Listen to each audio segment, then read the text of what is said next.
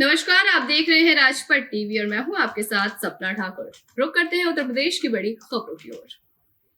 गाजियाबाद के आरडीसी राजनगर इलाके में नगर निगम गाजियाबाद द्वारा अवैध कब्जे वाले हिस्से पर बुलडोजर चलाया गया।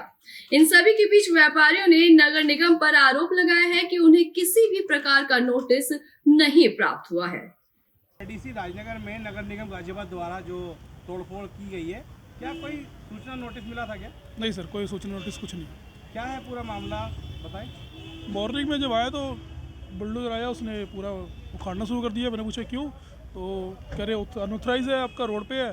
तो रोड पे दो सीढ़ी तो पूरा ऊपर तक तोड़ चले गए, पूरा लेंटर सब उखाड़ दिया। मैंने कहा भैया रुक जाओ, आगे ऊपर तक जा रहा है और तब भी रुक रहे हो। बड़ी मुश्किल के बाद रुके और बस वो मुख्यमंत्री के कार्यक्रम में अचानक फेरबदल हुआ। बता दें कि मुख्यमंत्री योगी आदित्यनाथ का उड़न खटोला वेटरनरी कॉलेज उतरना था, लेकिन उड़न खटोला रामलीला ग्राउंड में उतारा गया। उसके बाद सीधे भगवान श्री कृष्ण जन्मभूमि जाकर उन्होंने दर्शन किए।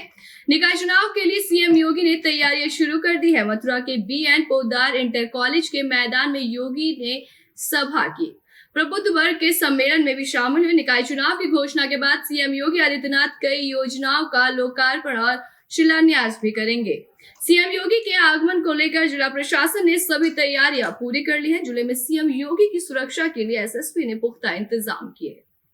वही मामला फिरोजाबाद के थाना शिकोहाबाद क्षेत्र के गांव किशनपुर मोहम्मदाबाद का है, जहां शिवम उर्फ सोम 10 वर्ष का था, जो कि वीरेंद्र सिंह का पुत्र है। गांव के प्राइमरी स्कूल में 2nd क्लास में पढ़ता था। परिजनों के आरोप है कि सोमवार को बच्चा स्कूल गया था। लंच में बच्चों से झगड़ा हुआ। झगड़े के दौरान उसके साथ मारपीट की गई और कुछ बच्चे उसकी छाती पर कूद गए, जिससे उसको अंदरूनी चोटें आई। रात को बच्चे की तबीयत बिगड़ गई। परिजन सुबह बच्चे को इलाज के लिए सरकारी अस्पताल लेकर गए, जहां डॉक्टर ने उसे मृत घोषित कर दिया। बच्चे की मौत के लिए शिक्षकों पर लापरवाही के आरोप लगाए गए हैं। वहीं पिता का आरोप है कि स्कूल के समय में बच्चों से झगड़ा हुआ था, लेकिन शिक्षकों ने ध्यान नहीं दिया, जिसके कारण बच्चे की मौत हो गई। परिजनों ने शव को स्कूल के बाहर रखकर हंगामा किया और विद्यालय की प्रधानाध्यापक मंजुलता यादव का कहना है कि सोमवार को बच्चों में खेलने के दौरान कुछ विवाद हुआ था। उन्हें शांत कराकर घर भेजा गया, लेकिन स्कूल के बाद कुछ भी हुआ है तो उन्हें पता नहीं है। क्या घटना हुई है आज? घटना ये हुई है, बताया जा रहा है कि बच्चा पढ़ने के लिए आया था। मैडम दोपहर में 12 बजे के टाइम पर यहाँ से चली गई, तो उपस्थित कोई यहाँ था नहीं। बच्चों में झगड़ा हो गया है और कल वो अपने बच्चे को लेकर के हॉस्पिटल भी गए हैं। रात को में उनकी मृत्यु हो गई। सीएम योगी ने विधायक को पैदल किया। श्री कृष्ण जन्मभूमि के दर्शन के बाद विधायक पैदल हुए। सीएम योगी के साथ सभी गाड़ियों ने विधायक को नहीं बिठाया। विधायक गाड़ियों का पीछा करते रहे और साथ ही चालकों से निवेदन भी किया। मथुरा के बलदेव विधानसभा के पूरन प्रकाश विधायक है। सीएम के साथ श्री कृष्ण जन्मभूमि के दर्शन के लिए विधायक साथ गए थे और लौटते समय नंगे पांव विधायक दौड़ते रहे और गाड़ी को आवाज देते रहे। वहीं सीएम योगी ने एक उनकी सुनी नहीं और साथ ही विधायक को पैदल ही आना पड़ा। काशी विश्वनाथ धाम की पहली वर्षगांठ मनाई गई। वर्षगांठ पर कॉरिडोर में विशेष पूजा किया गया। भव्य रूप से विश्वनाथ धाम की पहली वर्षगांठ मनाई गई। मंदिरों में जन सैलाब उमड़ा। वहीं 1 साल पहले पीएम नरेंद्र मोदी ने कॉरिडोर का लोकार्पण किया था। 1 साल के दौरान बाबा के दरबार में 100 करोड़ रुपए का चढ़ावा हुआ। 7 करोड़ शिव भक्तों ने दर्शन किए। पहली वर्षगांठ के अवसर पर कई सांस्कृतिक कार्यक्रमों के भी आयोजन किए गए। शाम को कॉरिडोर परिसर में भजन की आवाज सुनाई दी। इस अवसर पर श्रद्धालुओं में भारी उत्साह दिखा। आज के दिन हम लोग बाबा विश्वनाथ धाम का लोकार्पण हुआ था वर्ष 2021 में। आज के दिन को हम वार्षिक उत्सव के रूप में मना रहे हैं।